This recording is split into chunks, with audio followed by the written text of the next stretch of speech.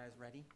We'll just kind of jump. We'll just get started because we want to get started on time. So I'll just start by saying a couple of words. So, welcome everybody here in the auditorium in Seattle, and welcome to all the people who are tuning in from our remote sites up in Alaska and across Washington and into Oregon. So this is our last Autism 200 class of this year, and it's sort of a tradition that we have a panel discussion. So we're really excited about having Amy Carlson and these fine people coming who came from some distance, some of them, to come and share what the LEND program does. I wanted to also announce that we have just finalized our Autism 200 series for next year. So I think that all the sites were emailed a flyer that has the lectures and the topics for all of next year, and there's some flyers here in the auditorium if you want to get it. So here's Amy. Thanks, you guys. This is really exciting to be here. My name's Amy Carlson, and hello to all the remote places that this is being broadcast. It's a little intimidating to be speaking to more than the people that you see. So anyway, I am, you're here for the community asset mapping. You're here to learn about the community asset mapping project and how we have created supports for underserved communities in order to have increased awareness for autism and also increased diagnosis closer to home for children with autism.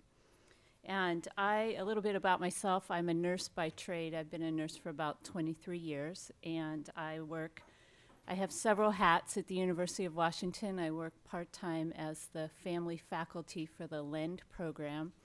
And LEND stands for Leadership Education in Neurodevelopmental and Related Disabilities, and it's a one-year interdisciplinary program that is for postgraduates and doctorate students that are wanting to get more training in diagnosis and working with children with special needs, and also leadership and advocacy. So it runs from September to June, and I represent kind of the voice of families, and we also have family members that come through and get training in this program. The other hat, I work with the Medical Home Partnerships Project, which is funded in the Department of Health in what used to be the Children with Special Healthcare Needs program, but has gone with the restructuring of the Department of Health. It has gone into several different places, but those are the two places I work, and I work a lot on the Medical Home Partnerships Project with this community asset mapping. So, and the community asset mapping is funded through the Washington State Department of Health and also the LEND program. So it's nice that I do both, and I'm funded through both, and I get to work on this project. And let's figure out here. So we have panel. I'm really honored to have these three presenters here tonight. As you'll see, there's 4 up there. We always plan for somebody to not be able to come. So we have 3 tonight, and I'm so honored. And, you know, I was thinking, selfishly, I signed up for this community asset mapping project in 2009. I'm also a parent of a child who is 13 and has autism. And at the time, the thought of being in a hotel by myself in a rural community for one night and calling it work was like heaven. I'm like, I'll do it. This was totally selfish ambition. But I have to say that this project has been one of the most satisfying projects I've worked on in my entire career. And I think the thing that has been so energizing to me is to see the commitment of the professionals and the families in working together. So often as a parent of a child with special needs, we feel like we're fighting the system. And it's been so encouraging to me to see the system fighting for me and working with me. And so, like I said, I started off with totally selfish ambitions, and I have become, it has worked into quite a blessing. And as we think about Thanksgiving, you know, I'm so thankful for all the people that have donated their time and their energy, that get up and have 7 a.m. meetings before they start their workday to help serve children with autism in the community. So getting started, this is a panel discussion. I'm going to spend about 5 or 10 minutes giving you an overview of the Community Asset Mapping Project, and so that you'll have a framework for the panelists who will talk about how they've implemented this in their community and how it's benefited both professionals and families. And we will have a time for question and answer at the end, so please save your questions till the end. Just jot them down and we'll address them. And you're wondering why I have the New York City skyline in a presentation on community asset mapping. Well, first of all, I didn't want one of my kids to be broadcast on the Seattle Children's website, so I thought, oh, I better just do something else. If you look closely, this is the New York City skyline in Legos. And I think it's just such a great analogy to what community asset mapping is. You take a lot of pieces and you have a plan, kind of a plan that you know how it's going to end up, maybe not, but you have a plan and you put them together and it forms something amazing.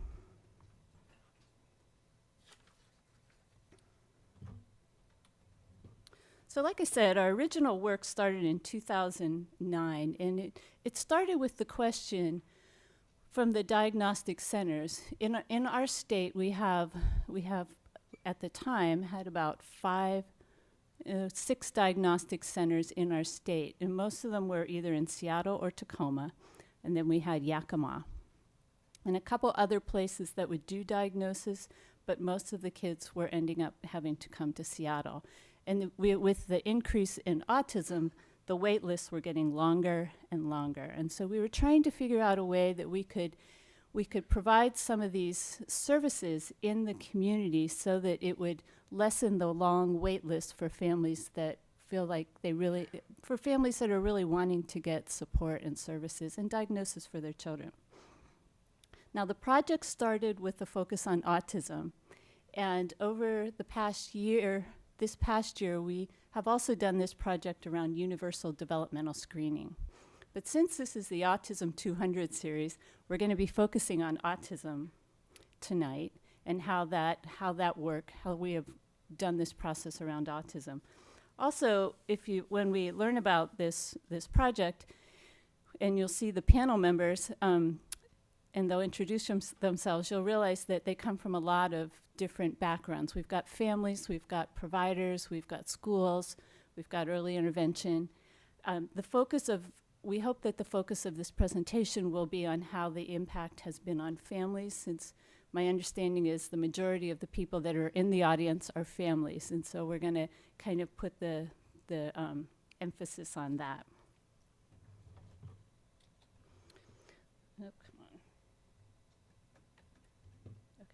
So like I said, it started in 2009, and it came out of the work activities of the Washington Autism Advisory Council, also known as the WAC, which is still in place. It meets quarterly, and it's made up of professionals, medical professionals, schools, advocacy groups, parents, other community workers that serve children with autism, with the goal of improving services for children with autism.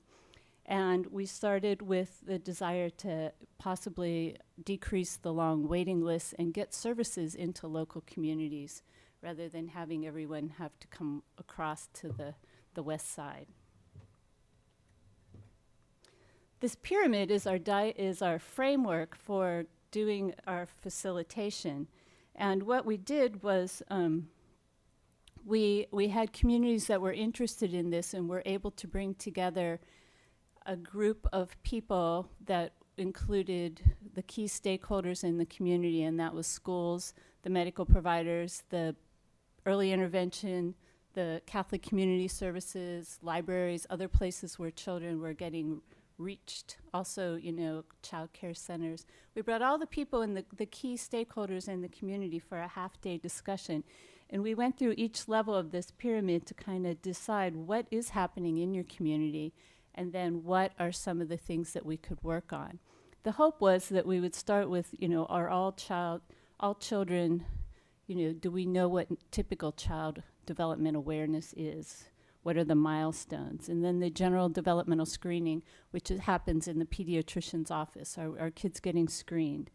Do we do more intense screenings, like a screening for autism?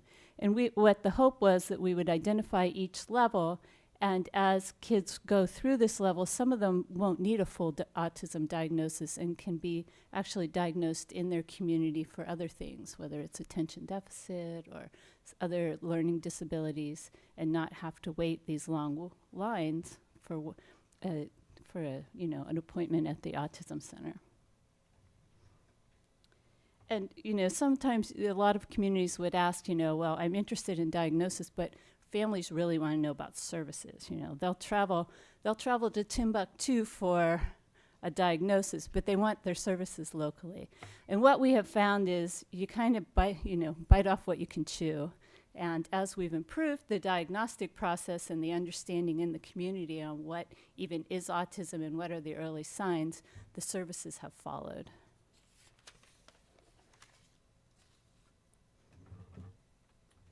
So here's a map of the current communities that we've worked in.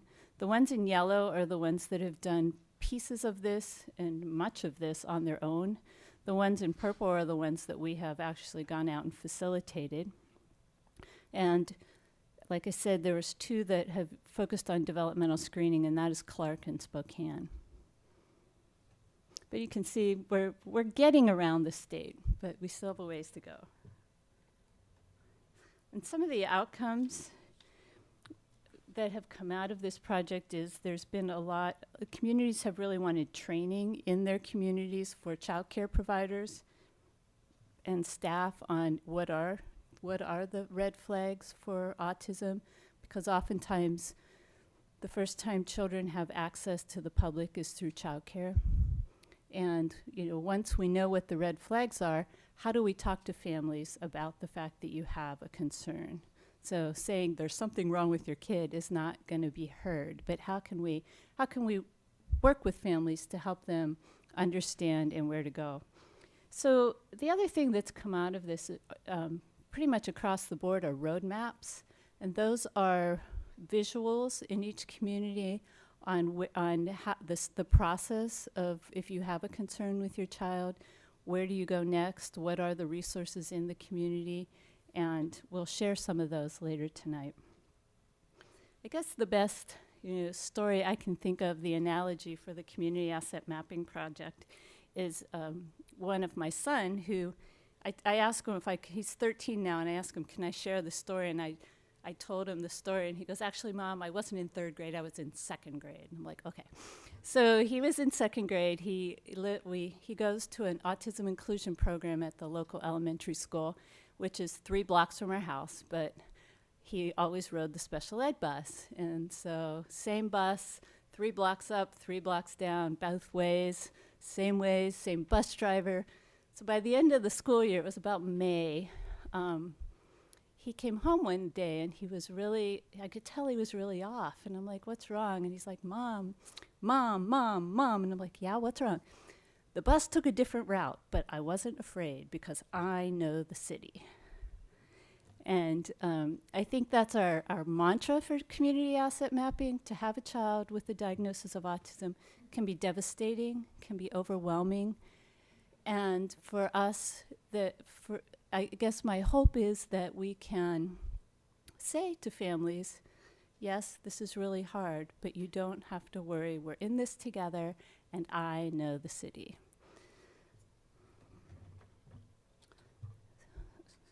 Okay.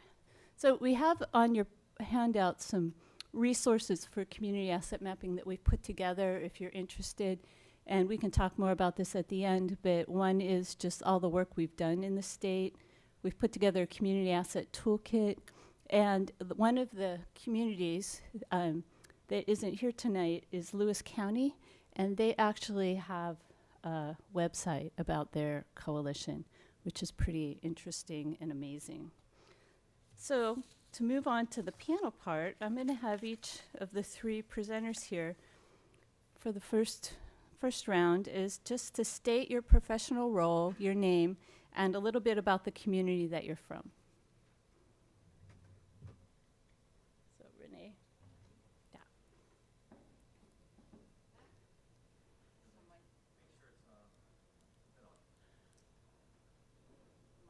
Renee Denman, and I am from Island County, Whidbey Island.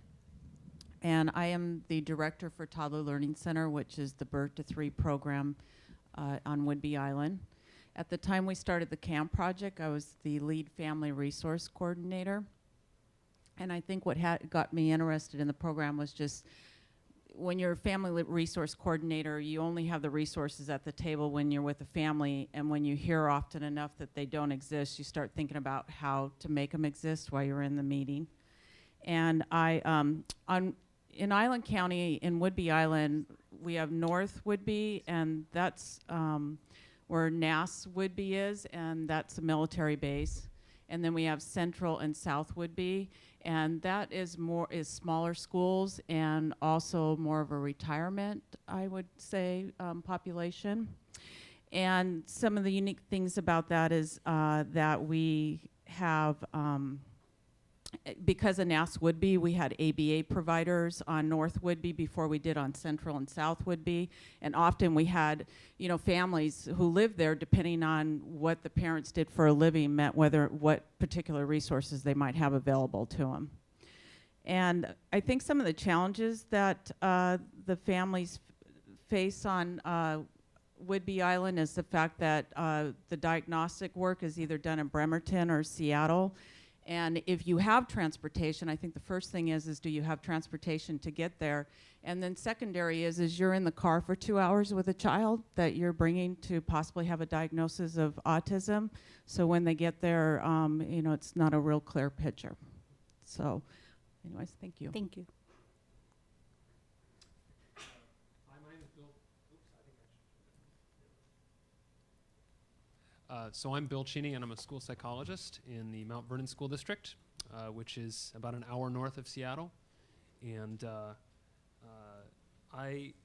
my role in our district has been I work with the early childhood system, primarily, on the evaluation team for preschool services in our district.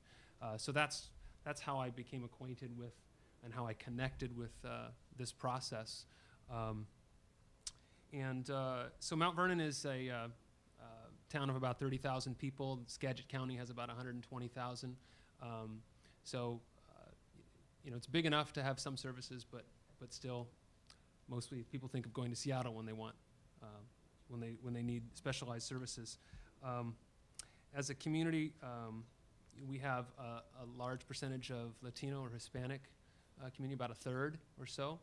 Our schools are much more than that percentage-wise, and we're a district and an area with a lot of poverty. So, like in my particular district, I think we're at about nearly, in the 60% range for free and reduced lunch. So, there's a lot of need for services, a lot of medical barriers, access to services for families of poverty.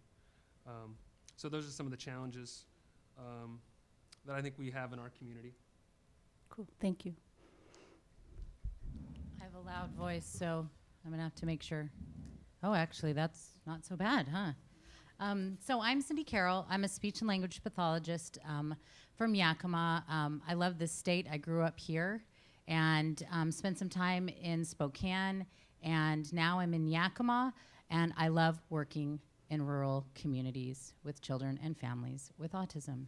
It is fantastic. So if you look on the map, Yakima it's pretty big. So we go all the way down to Prosser and to Ellensburg, all down that corridor. So we have families that, we have migrant worker families, we have the Nation, Yakima Nation families that we work with. So very diverse.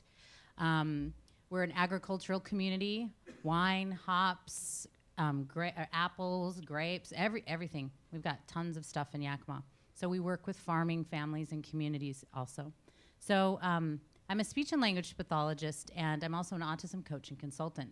So what I get to do in early intervention is go on home visit with the educators and help support the early identification of children with autism.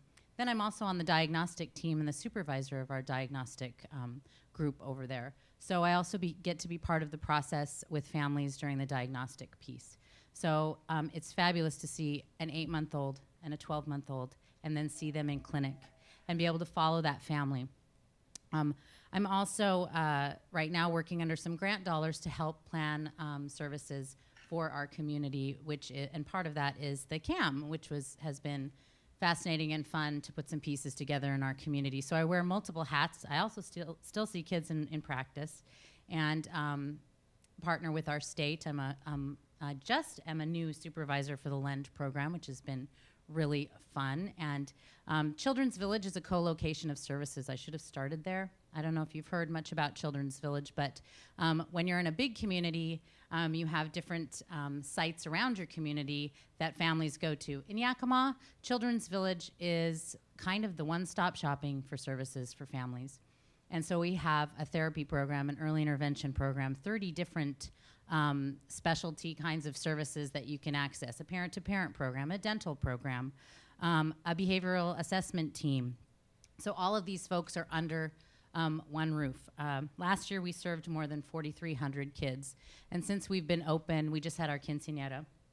So we're 16 years old. And we've served more than 30,000 children since opening. So we are serving the community. And resources are sometimes scarce in rural communities, but we're trying to put them all together. Thank you. So as you can see, we have various disciplines represented, from early intervention to the schools to all things autism.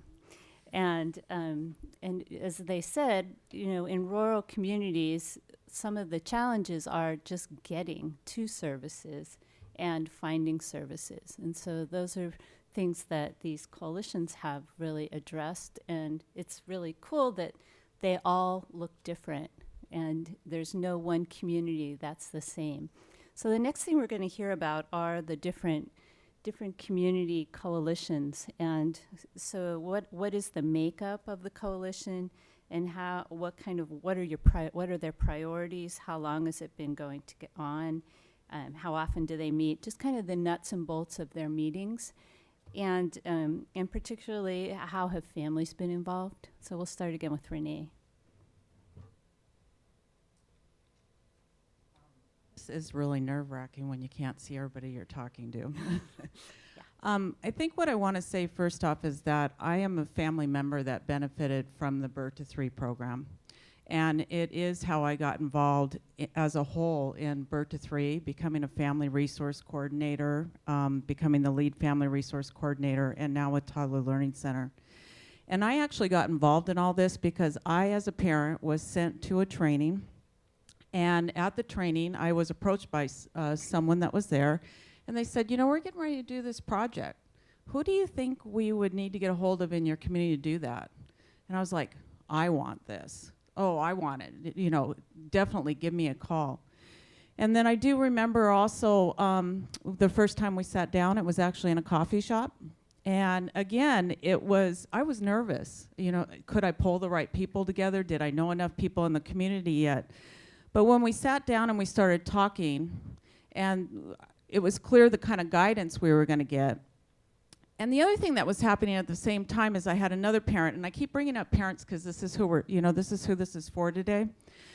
One of the reasons I had a confidence that I knew the right people in the community is because I had worked with a couple of parents. I either knew them through support groups or through becoming a family resource coordinator.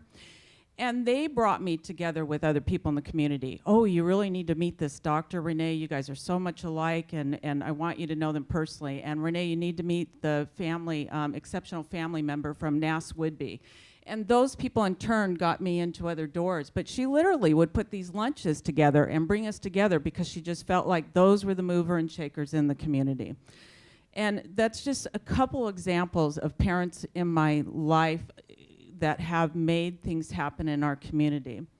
So then we talk about the makeup, and really what that comes from is I was meeting a lot of parents, and they were friends of mine, as well as I was their family resource coordinator in some situations, and I was hearing a lot of what the struggles were if they had a child that was diagnosed with autism. So we started the coalition. It's basically a couple of important things is that parents have been on the group, and making sure that they feel comfortable and feel like they're valued there. The coalition's been going on for, is it 3 years now? It's about 3 years now. It's totally volunteer-based. The people at the coalition are, we have the school districts, the early intervention providers, mental health. We have Whidbey General Hospital there. We have the community providers, the speech therapists. It's just been a really good group of people. We tend to have about 35 people that attend. And I don't know where I'm supposed to say this, but I am going to say that this would not be possible without Amy's support. I mean, every time I'm always calling her and getting the backup, and she's always helping me set the agenda and bring it together. And the other person is Dr. Cowan. I mean, he is the most humble man. But Dr. Cowan, really every time we start to get excited about something in our group, he really just brings it to a level of, we've accomplished a lot here, and what's our next step? So I think that's it. Good, thank you. Bill? Okay. Could you repeat exactly Yes. what you want me to stick to? Because I have so much I could. No, you're I great. would follow your lead, and then I just kind of want to pick up where you left off. So I need. You're great. How would you like me to respond? So just the makeup of your coalition, who comes, how long has it been going on, what are your priorities? Okay. So I think we're a young. We call ourselves the partnership. You have a coalition. I think Lewis County has the task force, and so we call ourselves a partnership. I really like the word partnership, and so we're a partnership. I feel like I'm sitting next to like older sisters here because they've been doing it a lot longer than we have. We've only been together as a partnership for, well, this is, I work in a school system, so I think about school years. This is like the beginning of our second school year is really where we're at. So we're getting underway. But who comes to our coalition or our partnership? We have a nice representation of members from. There's more than myself from school districts. We have private therapy representative. We have our hospital is represented through their SLP at the hospital.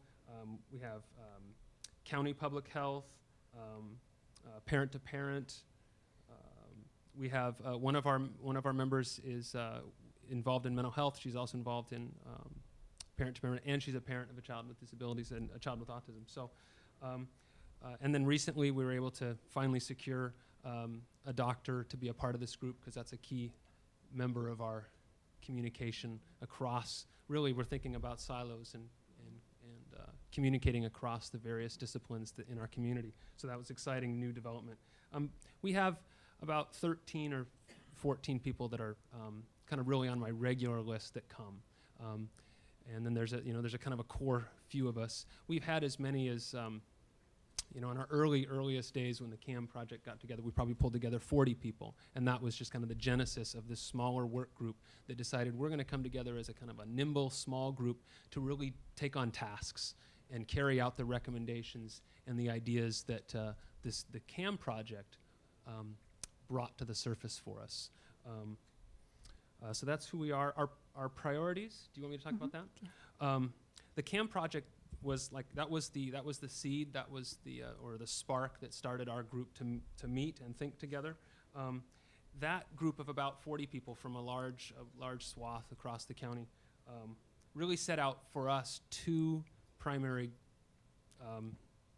goals. One was to find a way to create a community diagnostic center of sorts. It feels like a very, very lofty goal, actually. But that was kind of like down the road. That's what we really need because we're a long ways from Seattle. We don't want to have the long waits. We want to do something now. We want to get early intervention started right away. So bringing it into the community, that's the goal. The second priority that our CAM project started us on was really continuing to enhance the partnership. Actually, I wouldn't say continue to enhance, really just start to partner across centers of knowledge and practice. So in particular, a big area is between school and the medical community. And the other service providers, early intervention, primarily those three, early intervention providers, school, and medical. That has been for us kind of the starting point. That's the big priority. And so we've been engaging in activities to pursue that mission. And again, and Dr. Cowan was one of the first things that the community asset mapping brought for us, and again, the genesis of our partnership was Dr. Cowan doing a training with doctors, and then some of us that are currently on this partnership were there as well. So that's where our momentum started, and then there's been, I can probably say more later about where it's gone from there. Thank you. Oh, and did you want to say like how we meet? Yeah. So we meet, our group meets monthly at like 7:30 in the morning.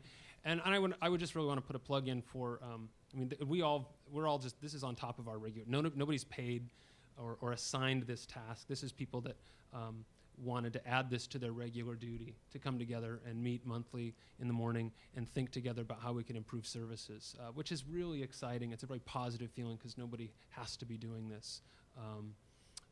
So we meet basically monthly, and we chart progress and chart goals, and we get real down to nitty gritty. What are we going to do? What's our goals for this year? What can we accomplish? So that's how we work together.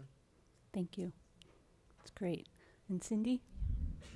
I needed to give a shout out to my friends in Alaska, if you're there, woohoo, and Federal Way too.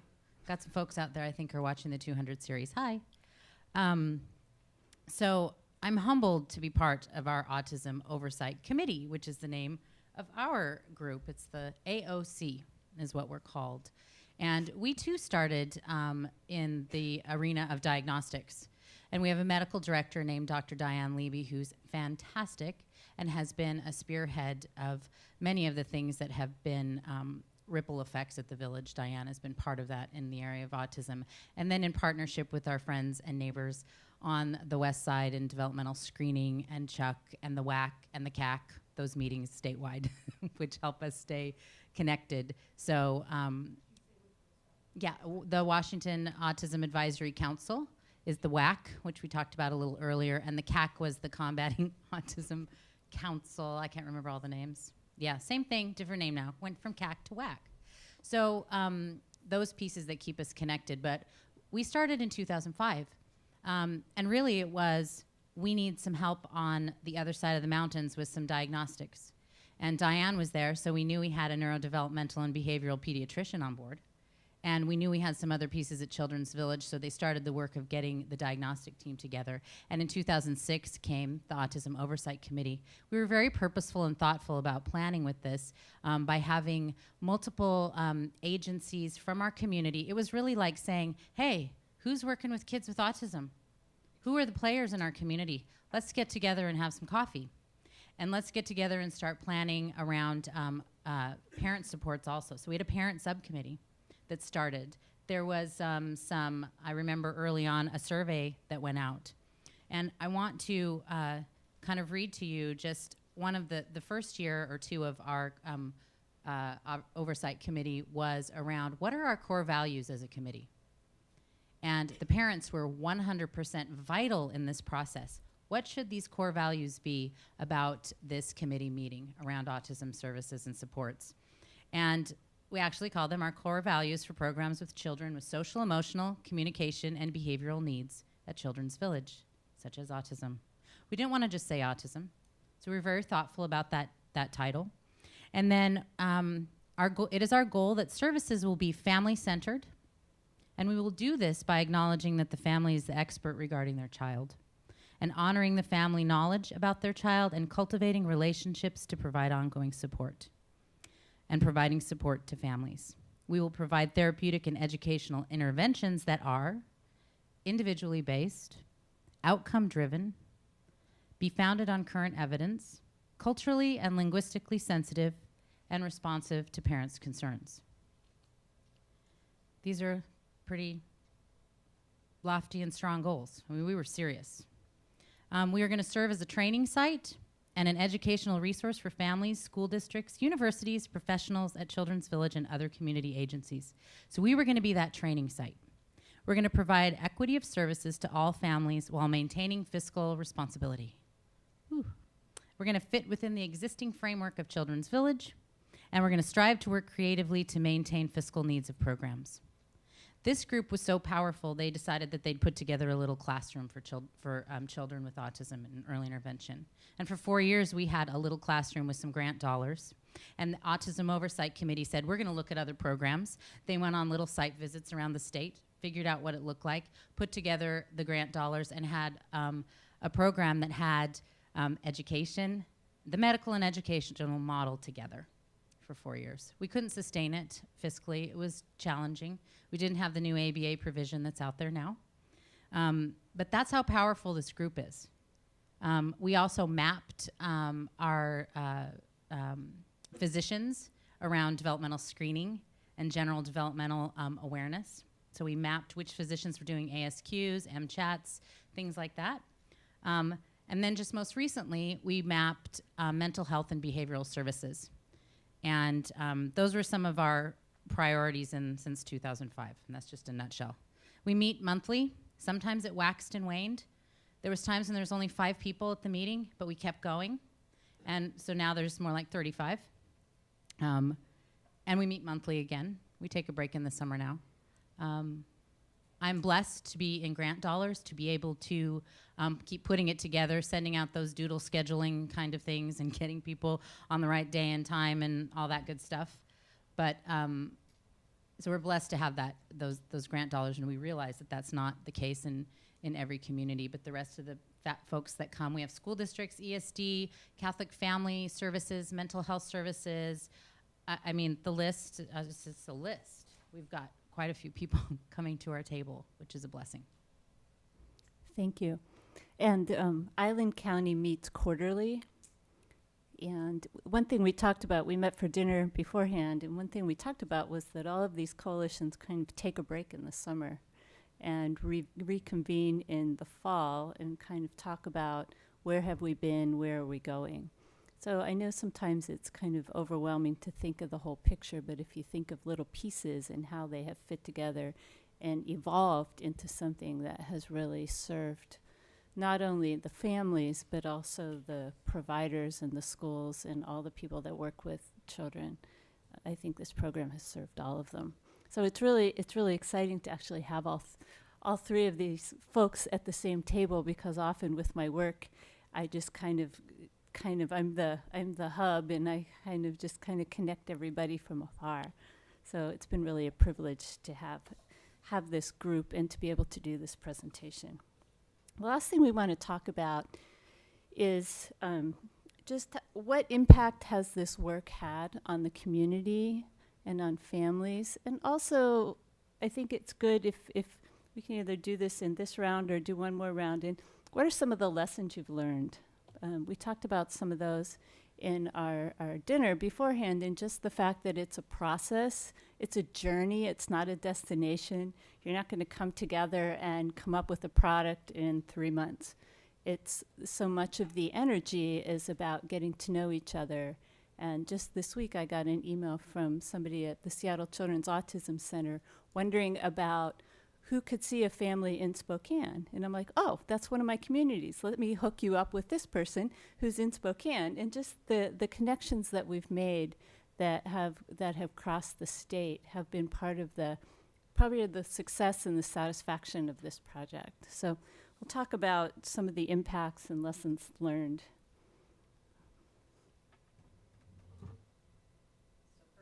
Say, when I first was interested in trying to put together an autism task force in our community, I was invited to Yakima to, I forget what the summit was, but imagine listening to Cindy speak. I walked away from there and I was like, we're doing this. And there was a part of me that was really like, oh, we can't make that happen. So imagine being able to pick up the phone and call somebody like an Amy and say, I want to do this. We don't have the resources I just heard about, but I love hearing the energy I just did, and having somebody say, I will help you.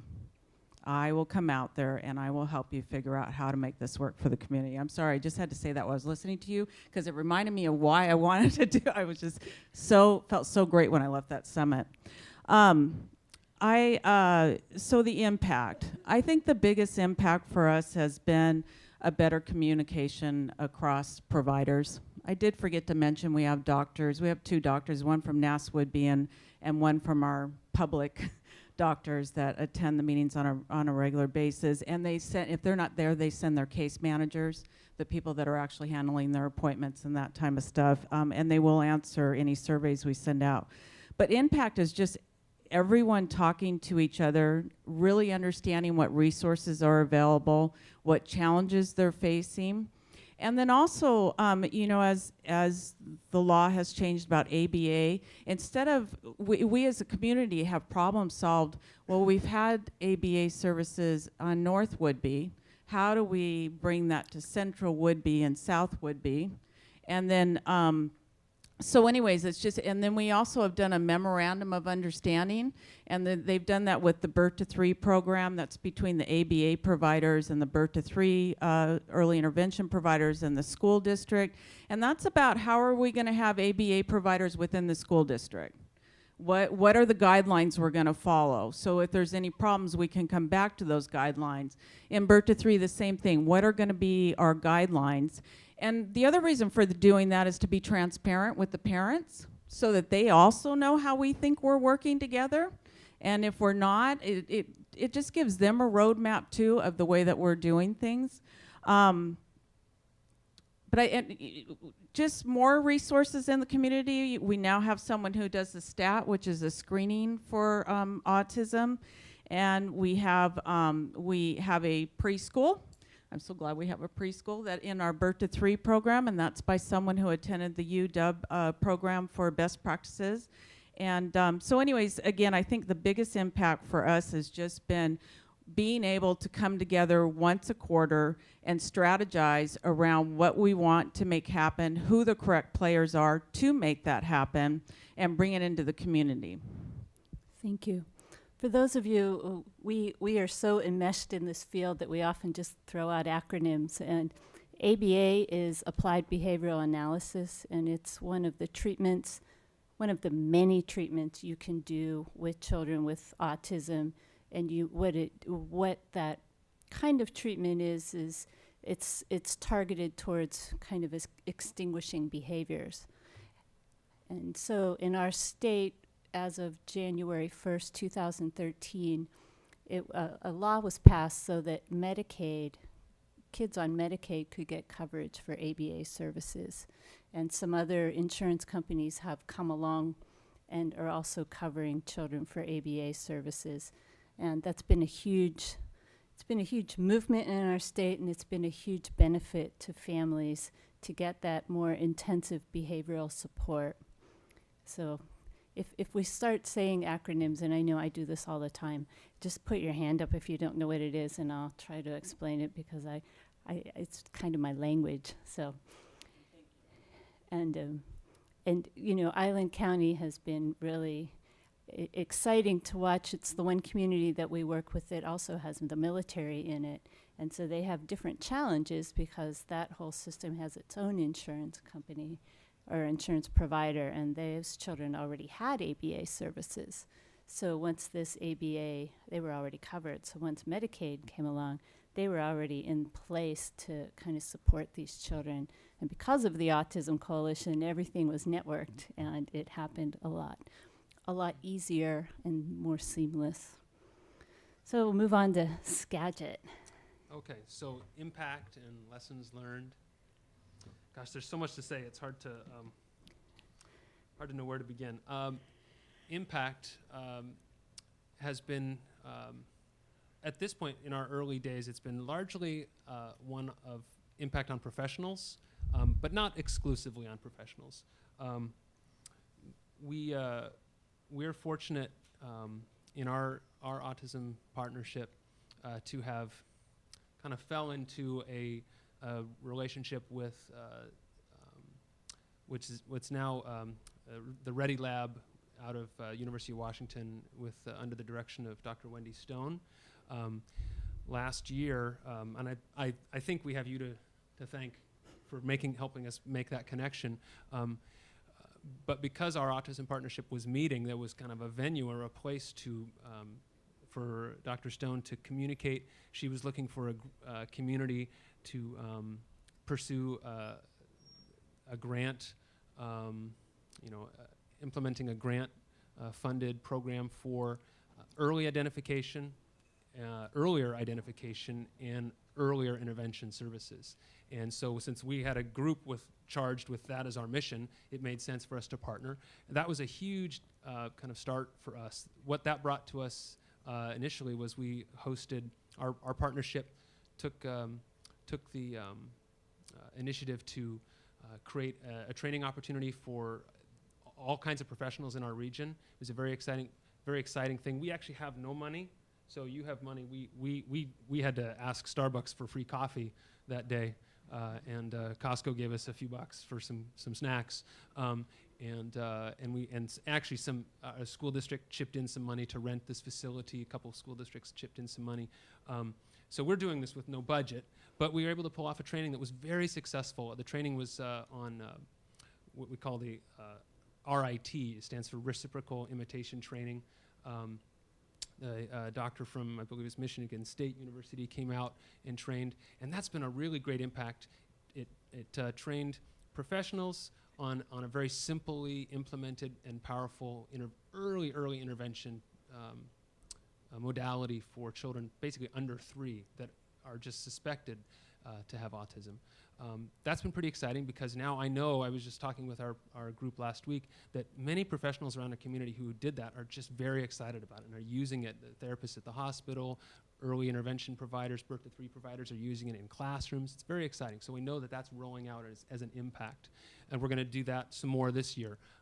We had some parents that attended that training as well, and it was very exciting to see how and we actually had a few model children, their children come so that we could actually practice this modality with the children. It was very fun to do that, and the parents loved it. They thought, well, this is easy. I could do this at home, and that was really the point, is how easy it is to do that. So that's been a pretty significant impact. The other impact of our partnership is that last year we had this crazy idea of bringing together a focus group of doctors in our community, because we thought, well, that was one of our priorities, was to enhance partnerships. So we can't do that without sitting around together and talking. So we managed to bring together several doctors from our community. That was a really great experience, because we got to hear from them, what are your priorities? What are your needs? What do you see the barriers are to communicating with early intervention providers, with schools? Where are we not successfully working together? There was some pediatricians, there was nurse practitioners, there was, I think the most fascinating comments came from the general family practitioner. He doesn't see children with autism very often, so he was in the most need for, I need to understand how to access what's happening, and how do I connect families that I see so infrequently with autism services and diagnosis. And so that began a great conversation, which will continue this year. We're hoping to do, our idea this year is to start to meet with a group of doctors over kind of a brown bag lunch type, regular monthly opportunity for anybody can come, and we can share information, we can talk about who we are. We learned a lot about what doctors want so that we can build partnership and build lines of communication, and then eventually build who knows what. We don't know. So those are the two, I think, kind of big impacts we've had in this last year. Lessons learned. I think, as we were talking at dinner, I think the lesson is, if there's some kind of spark that gets a small community to come together around the conversations, then I think there are people. It's amazing that there are 14 people that are willing to come together at 7 o'clock in the morning to talk about how to do things differently and just volunteer their time to do that. So I could envision small communities where a parent and a couple of parents get together, probably maybe through a parent-to-parent connection, and just say, let's go talk to the schools, or let's go talk to our early intervention provider and see who wants to have broader conversations. I can totally see that happening. And in effect, in our community, it was a parent, and she worked as the parent-to-parent coordinator in our region. And really, I wish she was here to express, because she's really the torchbearer that got this started for us. And so I'm humbly here in her stead, really. But she just said, we need to do this, and she came to that as a parent, really. And that was just, it was just that spark. We just needed that. The help of the CAM project gave us a structure to start having conversation. But after that, I mean, honestly, we've kind of weaned ourselves off of your regular need to come and visit with us, because we kind of know what we're working on. But it's nice now to have colleagues to know. It's okay, brother. Yeah, I know. I'm not all by myself. Gotcha. Thank you. So that's that's part of the lesson learned is we need to head out into this uncharted territory together. But I think if you just start meeting together, things can happen.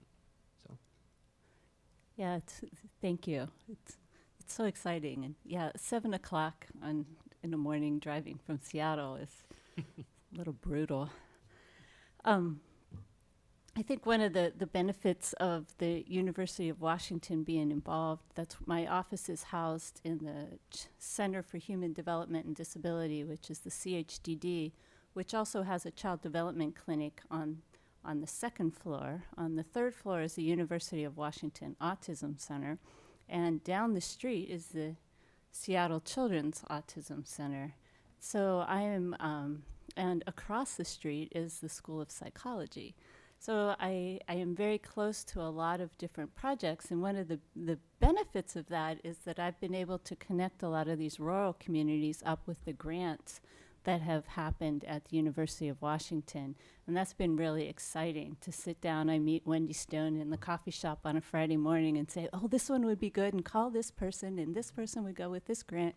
And it's been very exciting, I think, both for us to be able to move out of our academia silo, but also for the communities to get the support from grants and from training that happens here in Seattle.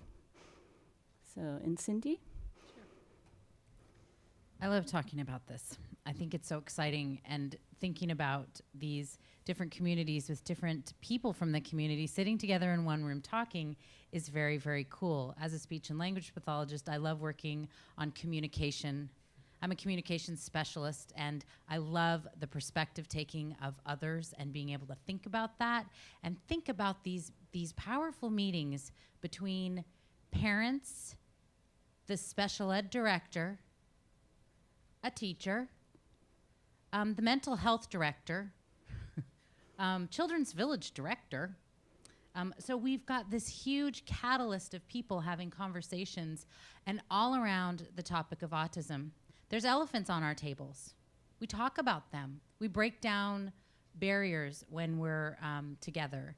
And that is the beauty of having a group that meets regularly and often enough that you get to know the people in your community, you respect them, you adore them, and you want to work together for the families and the children that start it all. Because it was their voices that put that together, that was a catalyst for us to start something, was parents and families coming to Children's Village and wanting more services. So being in a rural community, some of the lessons learned, boy. Growing up in Issaquah, and as a newbie, as a speech therapist newbie, I worked in a clinic in Shoreline called Talk, Learn, and Communicate long days ago. This had multidisciplinary teams in it, and I thought that's how it was everywhere.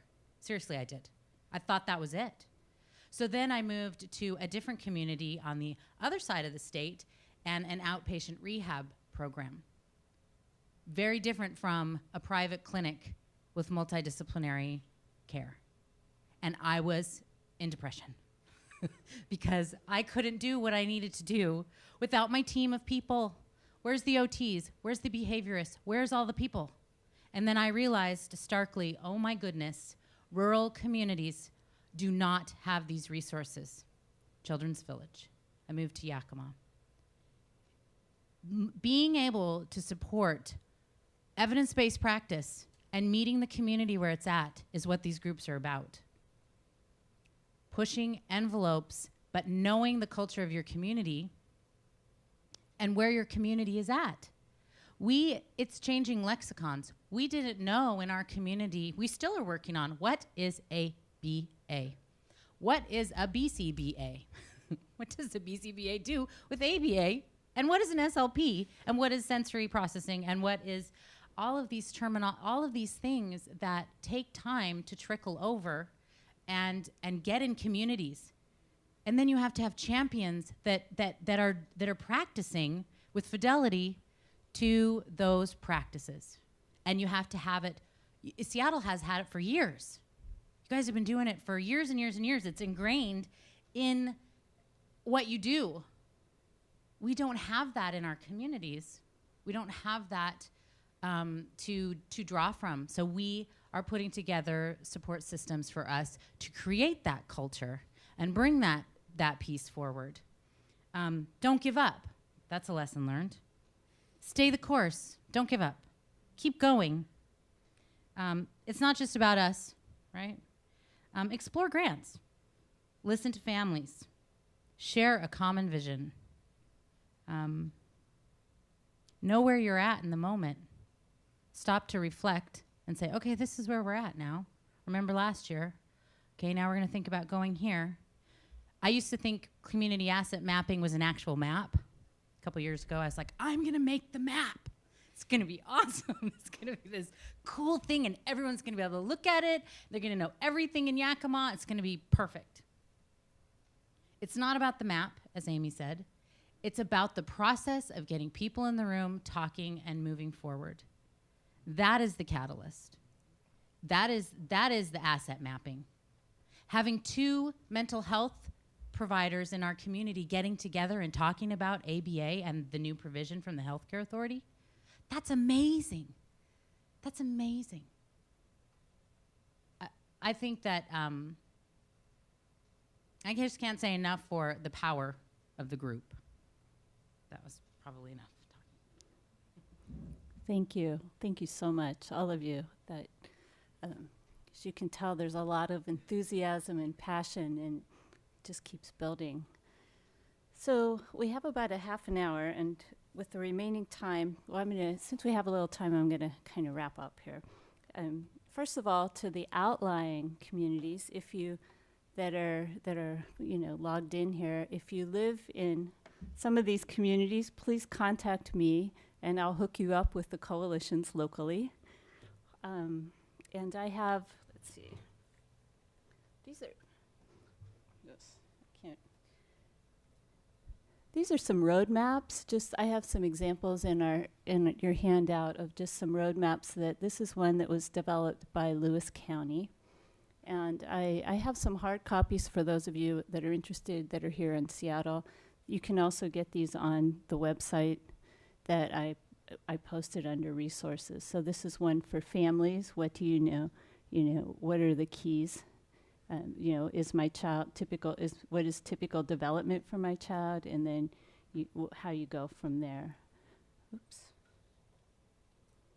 This is also done in Spanish.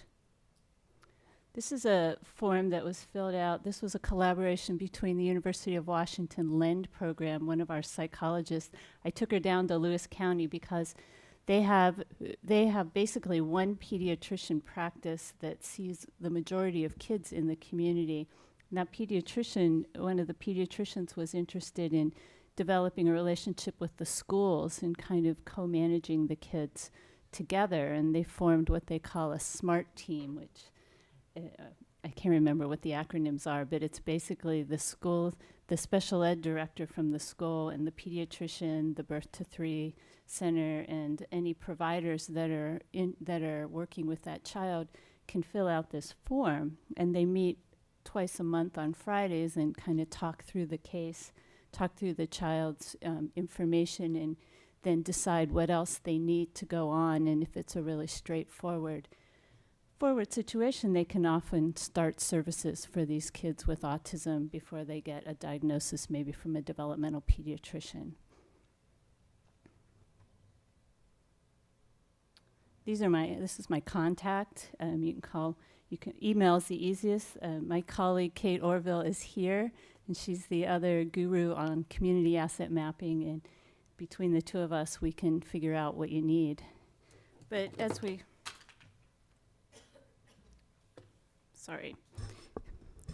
finish up, I don't know if you've seen this book, but it's the new best hot seller out there called The Reason I Jump, and it's written by a I think it's a teenager, a child with autism who is nonverbal, and they just ask him a lot of questions, and he has to type out the answers in a very long process, but he answers these questions, and that's what this book is. And I would like to share, because we talk about all this, and it's so exciting to see all the energy, but really, what is it about?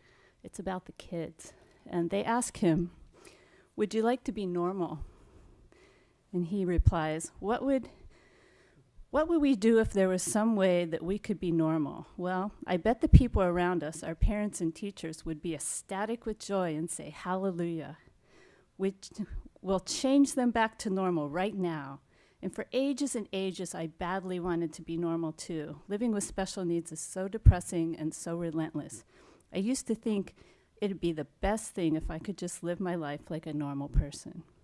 But now, even if somebody developed a medicine to cure autism, I might well choose to stay as I am. Why have I come around to thinking this way? To give the short version, I have learned that every human being, with or without disabilities, needs to strive to do their best, and by striving for happiness, you will arrive at happiness.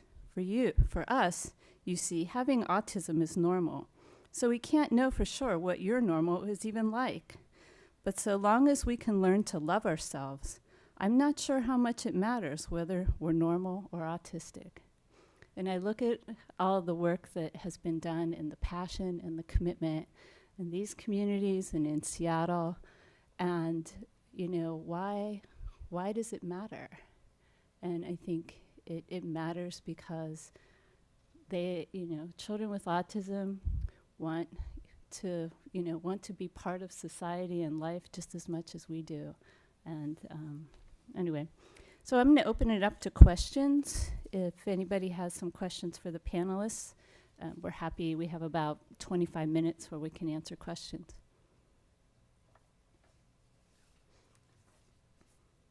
Okay, dealing with the ABA provision, we have a list of insurance companies within Washington State that do have ABA provisions, or is that up to the individual person who got the insurance, or what?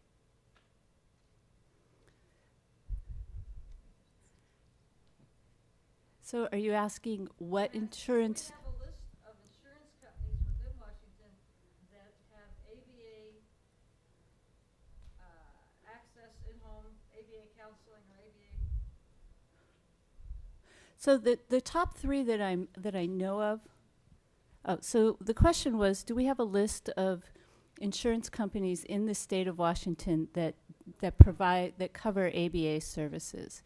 And we know that the public health, the Medicaid covers. Have to be a low-income person. Right. It can't be a middle-income person. The other two that off the top of my head that I know cover it are the Regents, the public employees, Regents Uniform Medical, public employees, the state employee and insurance, and also group health. However, it's a real work in progress, and it's changing it's changing all daily. the time. I think that it's going to be hard to have a list because everything's kind of flowing. It's just layering upon layer, yeah. Like, I called the insurance company, and the first person, I just went the first layer of the answering, and they said yes. I looked up all of it. I called the Mosaic, which is our Bellevue ABA provider. Nope, they don't accept their insurance, or their insurance doesn't go through. So I'm stuck right now, not knowing what to do. And I think that they are still confused themselves as they're starting through the process. Many families are calling, and people on the other end of the line in different insurance companies aren't knowing what they're talking about sometimes. And then communities may not have the BCBA to be able to provide. So not only do you have to have the insurance that's providing, that's allowing for the service, you have to have the right credentialed providers and the right agency to be able to do that service that are licensed through the insurance company. The list of ABA providers on Autism Speaks I found really confusing. It didn't sound like all of them were certified. Some were, some weren't. There was no clear line. That's why I picked Mosaic to pick on. I'm assuming, because it is a larger company, we're dealing a lot with this right now in our community, and what we're saying to families is this is going to be confusing. We are in the beginning stages of something completely brand new in Washington State. You know, answers are going to continually unfold, and you know, parents are in the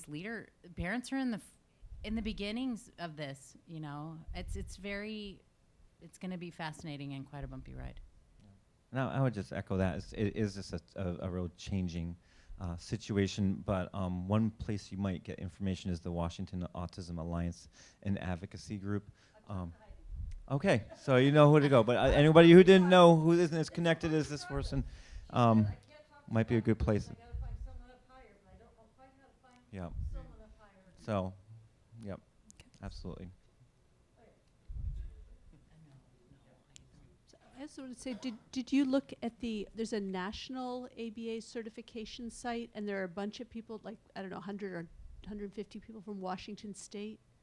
No, I just went to Autism Speaks, which sort of had it, I thought kind of. Yeah, I'm trying to remember what the exact name is. Yeah, There's a BCBA registry. So do you know what that organization is called? Mm-hmm. Yeah, and then you can put in for the state, and then it lists everybody who's passed the national certification by location.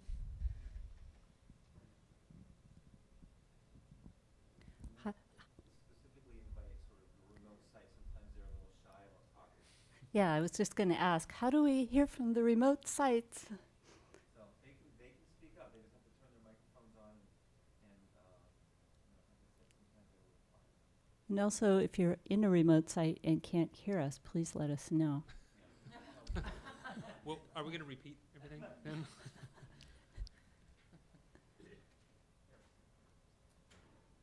Yeah, I'm in the Seattle schools. I'm in the Seattle schools, and I was wondering how CAM could help special education teachers and IAs in the Seattle schools.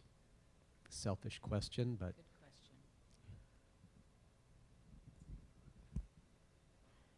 Does anybody have any ideas? or how do you help your own schools in your Right. I guess I'm not quite sure where to start if I'm answering that question. How do I think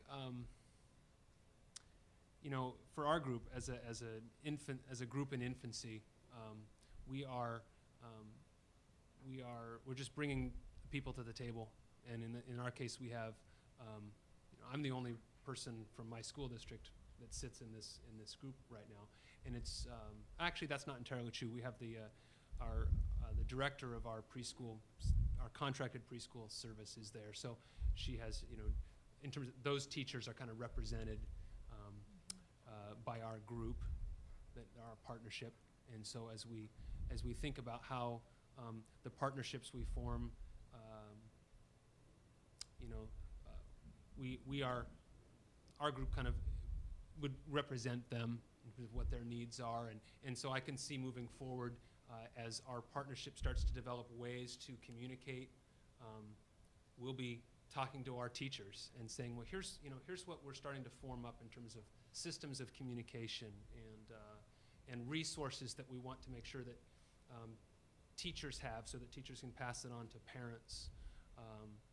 So I think how the CAM helps us is and we're kind of beyond the CAM. The CAM was our seed. The CAM was our spark. Now we're something beyond that. That was just the spark to get the conversation going. So if that's the question of how CAM helps. What are the meetings in Seattle School District for collective, for talking about autism collectively? I'm asking. I don't know. I live in Yakima. What are those meetings? Is there some people getting together and talking? My experience is in a middle school, parents took it upon themselves to do that, and then there is PTSA, Seattle Special Education PTSA, that meets once a month, and that's my experience. So. Do you know of a group of folks that you're thinking of that you work with that have the spark and that are thinking we want to do more?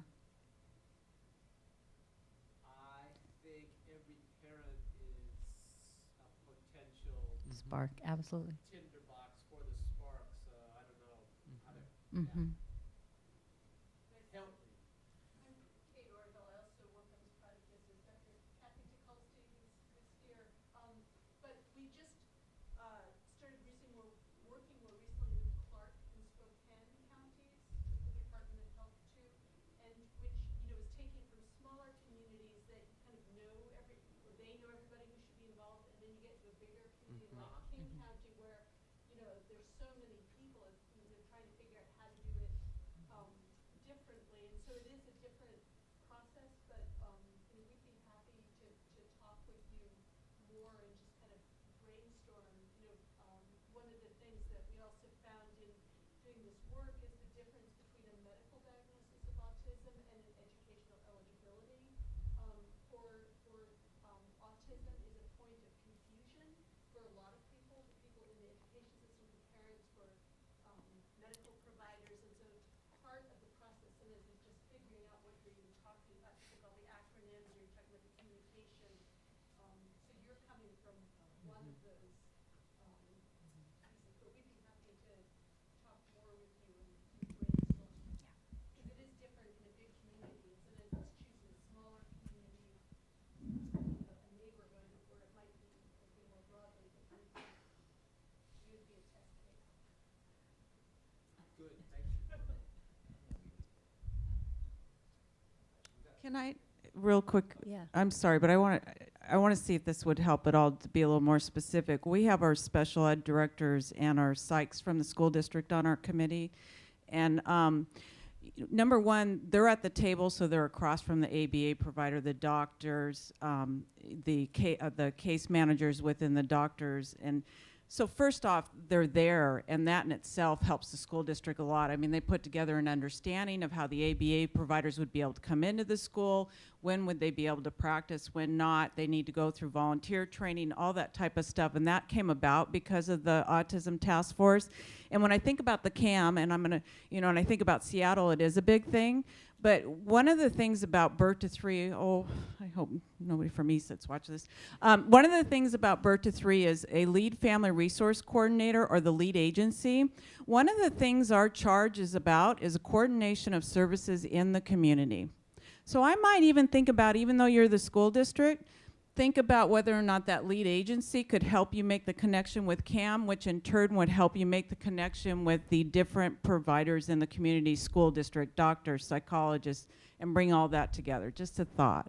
And you have some really good ones in Seattle area.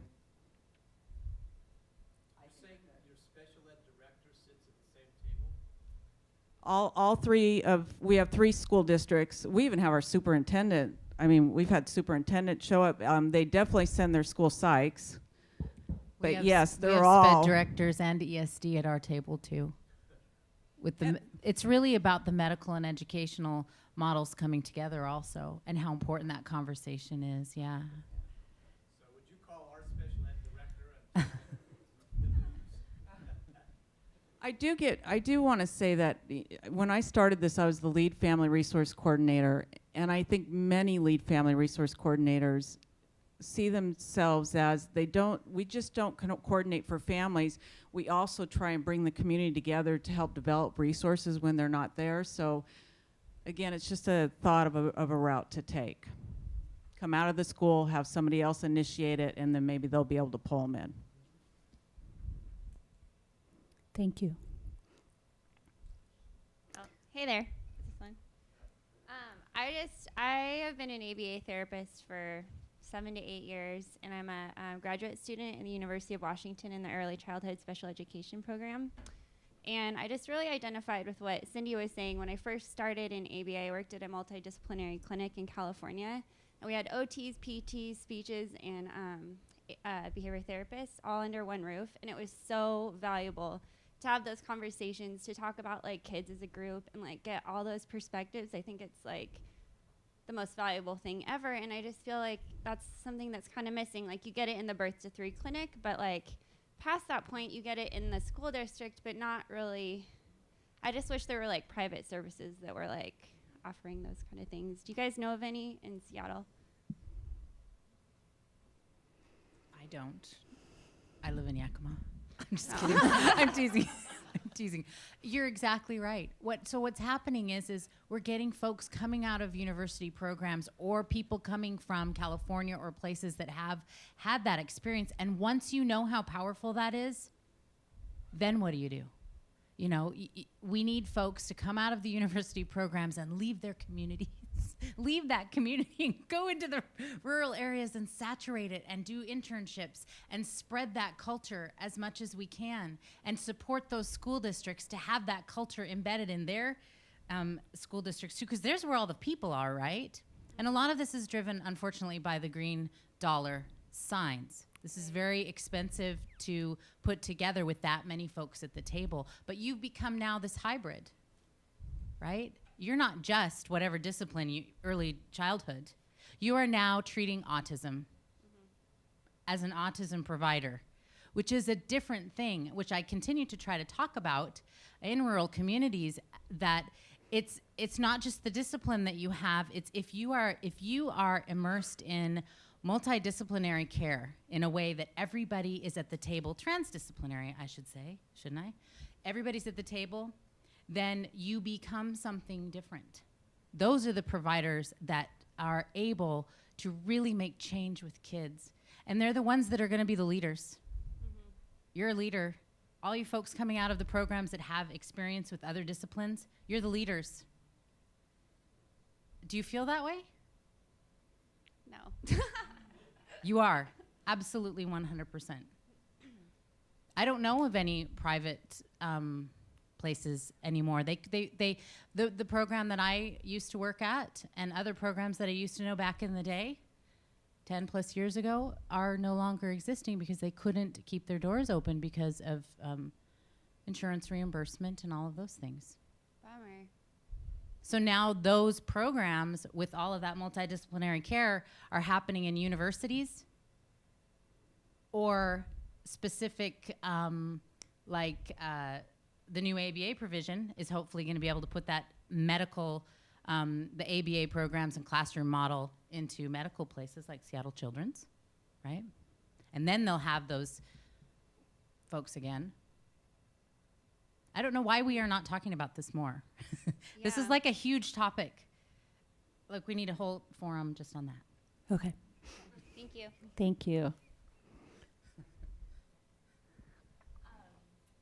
So I had a similar experience to Veronica, where I was working in Vancouver, BC, but it was not in a clinic. It was actually in people's houses where they would be getting private OT, private PT, private ABA, and that was covered through, insurance, because Canadian insurance is awesome.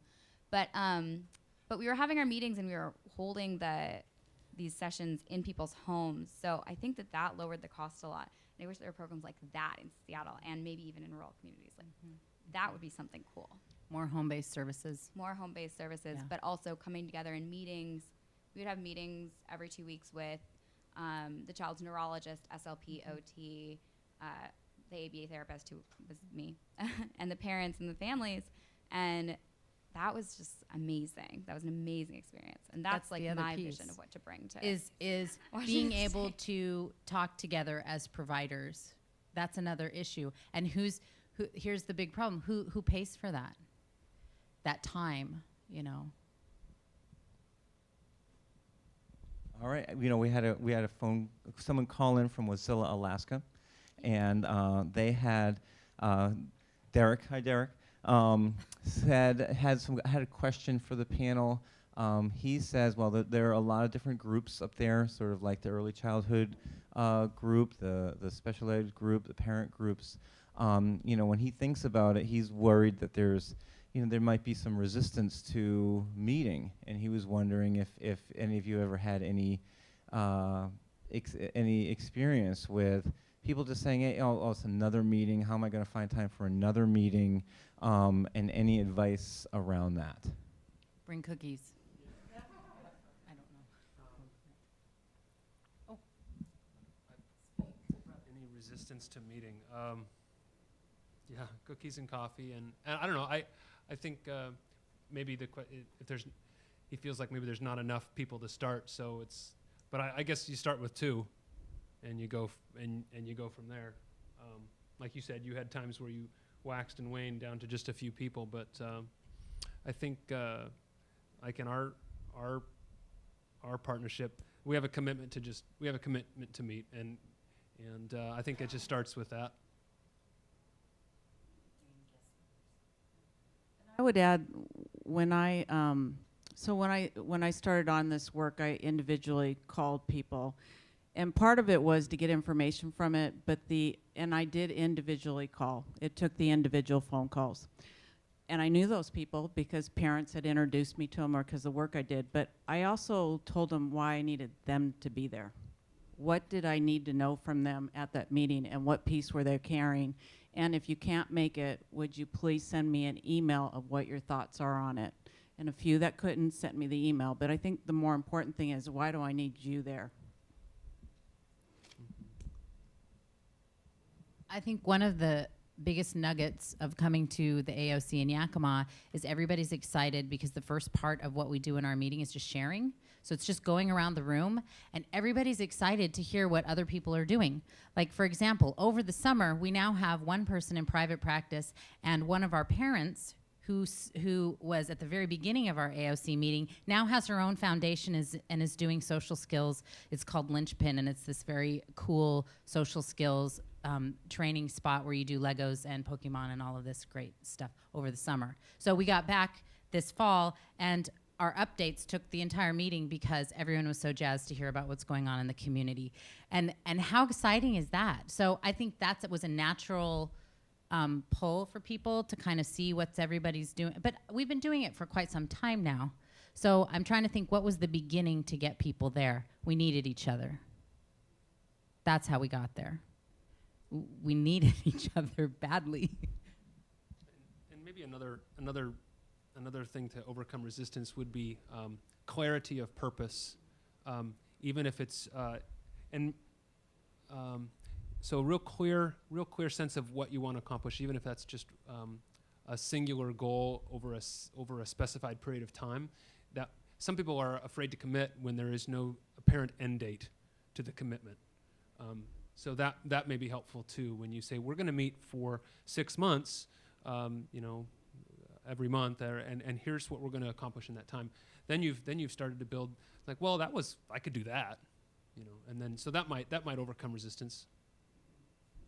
And that brings up one more for me, which is find somebody that's a good facilitator of meetings and has a reputation in your community of making things happen.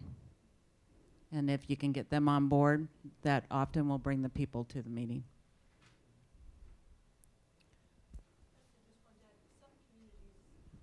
I think also used standing committees, at least to start, because I know, didn't you two start with your interagency coordinating council, so for young children kind of overseeing services and maybe becoming a work group, but that's another way not to start a whole new organization if you get an existing organization that has an interest in this to take it on as a work group, and maybe you have something to say about that. Yeah, that's in Skagit. There's a very, very functional group that's called the Skagit Children's Council, which is a monthly meeting of a wide swath of professionals, everywhere from the librarians, to county to early childhood. It's just a great, widely represented group, and that was really the group that kind of sponsored our CAM process, and then, I think many of the people that are part of our smaller now work group on this autism partnership are members of that. So, in fact, we meet before that meeting, so that people who are coming for that meeting monthly anyway can then just go to that meeting. So, we're not stupid.